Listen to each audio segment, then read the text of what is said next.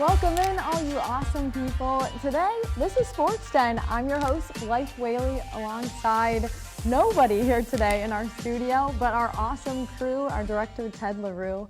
You guys, we have a fun show to talk about. We had playoffs happening last week for ladies hockey, getting to just tell you some of the exciting games that happened this past week, but also boys hockey, their playoffs around the corner. So seeing some of these final games for them, but as well as hoops. We'll go talk about basketball. We'll talk about some of those final games of regular season, but also coming later, we had to talk about gymnastics, which isn't always here on North Metro TV, but fun to get to see who is heading to state later on in our show. But we're gonna kick things off, getting to talk about that exciting playoff hockey we had last week for the ladies out at the rink. This first one, this is the Cougars, Centennial SLP taking on North Wright County. One really early here in the first. This is Annika Walter taking a look at that again as she smashes in the follow-up goal to go up 1-0. Of course, you had to have the replay. Annabelle Bucconi finds that tying goal. We're tied at 1 apiece, folks. She's just an 8th grader. What an awesome goal at that. This one slicing and dicing, getting the go-ahead goal. It's Tegan Cullenkamp. Give and go back to her. But the power play here for North Wright County gets it done here in front of net, finding that punch in Dania Weiland. But we're tied at 2 apiece until this. Cullenkamp off the pipe, 3-2. The go-ahead goal. You see everyone celebrating. Cullenkamp, can she do it again? She can. 4-2. The hat trick for Cullenkamp in this game. Here finished off with Alexis Larson finessing into that empty net. With 2 really good line mates, Maddie Walter, Grace Lager, and I think we just move the puck well and get our opportunities, get a lot of shots, and we got a lot of goals tonight. So it was 2-2 heading into the third. What was the message in the locker room in the second intermission? You know, our team, we've had a lot of experience with these playoffs, so we knew we were going to come out with the win, and we just knew we had to do all the little things to get the big win. Yeah, I think our team just works really well together, and we battle back from adversity really well. Our defense have been a key part of our team this year and played a important role. Always helps though when you've got an all-state netminder behind you, right? Oh yeah, all the time. If you take a look at that game, you see those high shots here from our Cougars. Cullenkamp, 3 goals. Talked about her hat trick. And Bucconi getting a goal as well. A lot of ladies contributing for the Cougars to be able to advance to that championship game. And definitely a fun thriller. But as we take a look at them moving on and finding this championship game here for 5AA. Things get started taking on the Crimson early on. It's Mia Such slicing this one in for the 1-0 lead. You see how pumped they are to get on the board that early here in the second. 12 minutes to go, off the pipe, 2-0.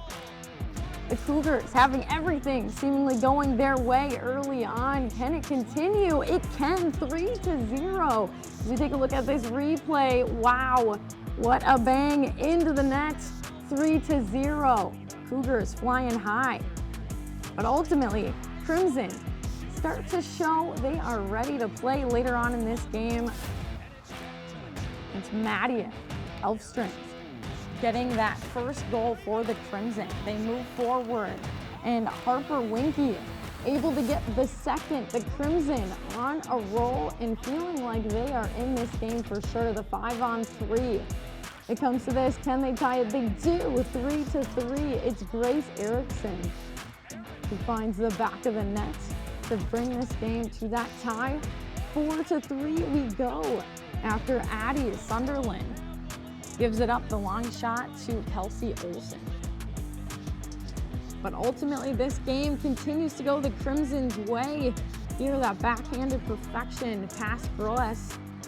5-3 now from Bella Shipley. Shipley finishes it off to that empty net.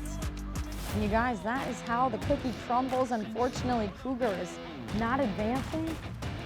But congrats to the Crimson. We just really came together as a team in the locker, and we talked about fixing the little things. We knew Gross was a good goalie, and we just got pucks in the net and really won as a team. You had a really amazing goal on the backhand. Take us through that scoring effort late in the third. Well, I actually broke my normal stick in the second period, and my backup's not the best, so I was trying to get shots off, and I knew I had to get shots on Gross, and I saw the opening and just shot it. The momentum this team has, how is it feeling going into state? Yeah, I feel very confident going into state. I think that's a great way to finish sections, and I can't wait for state. Just talk about the offensive mentality of this defenseman. It helps the team so much. I think it's fun. I used to play forward when I was in like younger ages, and it's just stuck with me. I think scoring's fun, creating offense is fun, and it helps the team a lot. At what point did you know this comeback was in the works, right? Because you guys were down 3-0, scored 2 late to make it 3-2 heading into the third, but you had to feel pretty confident going into that locker room in the second intermission. Yeah, we were confident, and what boosted our confidence even more is that we heard Centennial was not cheering when they were going back into the locker room after the period, and that really boosted our confidence. We knew that they were worried, and yeah, we were ready to go after that. Ladies and gentlemen, your Section 5 AA champions, the Maple Grove Crimson. Yep, taking a look at how it ended. There 44 shots on goal for the Crimson. Chipley continues to ride her ship, and 2 goals and an assist in that game as they punch their ticket to state. But the Cougars having a lot of goals themselves, just couldn't quite do it. Groess, 27 saves, having quite a season for her. We take a look at that bracket. Again, Maple Grove having to beat Osseo Park Center, Champlain Park, Coon Rapids, and then our Cougars to advance to state. But boys hockey had some action last week as well, and 11 goals, just quite a high-scoring game. Cougars getting it done 7-4. Taking a look at Clampett, 2 goals, 2 assists, quite the game for him as well. And ultimately throughout this game, the Bengals falling but still having a lot of offense to show for it. You take a look at the Panthers, 6-4, another high-scoring game from our teams, and ultimately this one we're seeing the 52 shots on net from the Raiders, but ultimately still not able to come away with that save or that final score being higher. But ultimately Brock Lewick, 48 saves. So quite an impressive number there when you see what production he was able to have in this game. Let's take a look at boys hockey. What is coming up? Ultimately, they're on the 22nd. Centennial going to be taking on SLP Osseo at Centennial. So a home game for our Cougars. Rogers taking on Coon Rapids and Rogers. Champlain Park taking on Totino Grace at Champlain, and Maple Grove taking on Blaine Iron St. Anthony. But basketball, you guys. Of course, hockey, a winter sport, quite a fun time for them, but we have some awesome hoops action that happened here this last week that we want to talk about as well.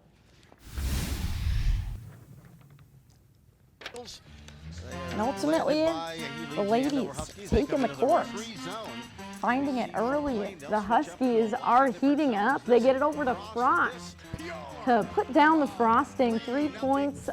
The Huskies go up early, but the 3-ball continues to find it. This one, Engelby gets her own after assisting that first one. Down the lane, the Bengals trying to hang in it. It's Caitlin Wozniak able to keep them right there, still in the first half. Not down by much, but the Engelby 3-pointer making this difference continue to grow. Also, Anna Voller continues to look like Caitlin Clark, putting down threes like that from far out. Morgan Miller gonna get it off the steal after it, laying in this 2-point, now up by 15. Huskies continue to roll. Sophie Teeden trying to do what she can there that last part of the first half. Ultimately, Anna Voller drops Another three, 23 overall, and 70-27 Huskies. As we look at the standings, Centennial just in third, 13-3 in conference, 15-8 overall. Andover, like we just saw, sitting at the top, 16-1, 20-4. They proved it in that performance. Of course, Blaine down there at 8-10, 14-11. Spring Lake Park, 5-11, and 10-14. So those middle teams looking to do what they can here at this final chapter of this regular season. What's coming up for ladies hoops? Blaine is going to be at Andover there on the 23rd, and Stillwater happening tonight against our Cougars. Exciting to find out what that result is, but they will be playing in the Cat Clash there on Wednesday, the 21st, against Spring Lake Park, and at Elk River again on the road that week, a couple home games or a couple away games. But Spring Lake Park, we talked about that Cat Clash with Centennial, but also at Totino Grace on the 23rd. Boys hoops, some fun for them. Ethan Pettis and Payne combined for 54 of the 87 points. Quite the performance between the two guys starting with a P. But ultimately, the Cardinals having some good performances, some double digits as well from at least 4 guys there you see on the board. But 87 from our team, able to get the victory by 4. As you take a look at the Panthers, you can't not mention Remy getting 39 points. He has really been kicking butt late in the season here, and as always, just contributing in massive numbers. But it's going to be the team to beat. You see, ultimately, they outshot Rogers, and right now you're looking at how many players on the Panthers able to get in double digits as well. It wasn't just Remy, another 4 guys still getting in double digits. They've won 8 of the last 10 games. It's the team that you don't want to take on here at this point in the season. They've really found their groove. You look at those standings again, Spring Lake Park, the closest team of our teams to that top, 10-6 in conference, 14-9 in overall. Totino Grace leading the way for the men, 14-0 in conference. So undefeated for Totino Grace. They also have a target on their back. But Blaine 3-15, 6-17, Centennial 2-13, and 6-18. So trying to finish the season strong for them. The Bengals going to be taking on Elk River tomorrow on the road. Maple Grove later on this week. And Centennial, the Cat Clash with Spring Lake Park, getting to be at home for this matchup. Ladies on the road. Elk River also is later on in the week. And Centennial, that Cat Clash with Spring Lake Park. Totino Grace, we talked about it, they're up at the top, undefeated in conference play. The Panthers, gonna be needing to be on their A game like they have been to play against them later on. But you guys, we didn't see quite the flips or the tricks that we're gonna see here in this next one from these teams, but obviously awesome performances from our winter sports. But let's get to those tricks as we get to see gymnastics flipping through the air and giving us a show. Our team, Centennial and Blaine, showing off on the beam. This one starts with Jenna Simso, and how balanced she is. This one getting to do not 1, not 2, but 3 flips to stick the landing there at the end. 8.775 was her final score. Michaela Osland gets 11th here for Centennial with 8.9. On the beam for Blaine, this is Grace Vassell, 8.875. She gets 12th on the beam, but she shows quite the performance. A little stumble at the end, but still does quite well, getting 12th. Floor routine here from Jenna Simso,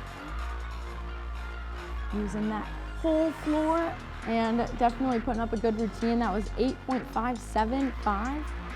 On the vault, able to get 9.9 for Centennial. But now Jenna Simso getting 9.9.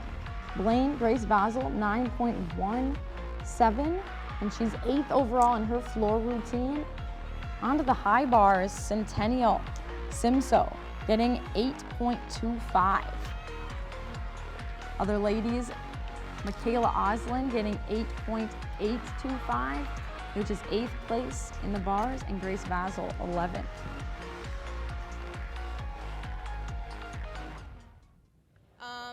Floor was really fun. I have been working really hard all season on upgrading my passes, and it really paid off today.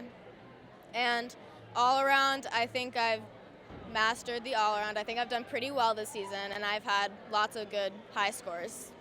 Today was like my last meet, but I'm really glad that Michaela went to state so we could have a whole nother week together. Today was really fun, and yep. But what a show, you guys. Awesome talking about our gymnastics teams because we don't often get to. And congrats to our lady, Michaela Osland, heading to state. How exciting. But you guys, we showed you ladies playoff action and now excited to get to see boys hockey playoff action coming up here shortly. And make sure you're sticking in with us. Sports Den is going to have those highlights for you next week. On behalf of my awesome crew, our director, Ted LaRue, I'm Blythe Whaley saying so long till next week. Take care and enjoy your time off the rest of the week.